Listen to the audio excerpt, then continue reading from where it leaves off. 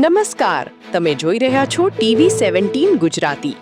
ગાંધીનગર જિલ્લામાં પ્રોહિબિશનના કાયદાનો કડક અમલ કરાવવા LCB 2ની ટીમે મોટી કાર્યવાહી હાથ ધરી છે.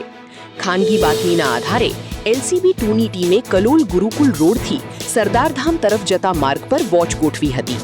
આ દરમિયાન શંકાસ્પદ ક્રેટા કારને રોકવાનો પ્રયાસ કરવામાં આવ્યો હતો, પરંતુ કાર ચાલકે પોલીસના સંકેતોની અવગણના કરીને પૂર ઝડપે કાર હંકારી ફરાર થવાનો પ્રયાસ કર્યો હતો.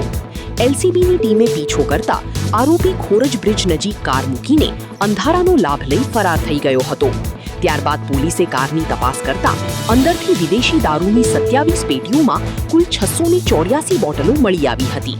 જપ્ત કરાયેલા દારૂની કિંમત અંદાજે ₹4,21,200 છે, જ્યારે કાર સહિત કુલ ₹10,21,200નો મુદ્દામાલ પોલીસે જપ્ત કર્યો છે.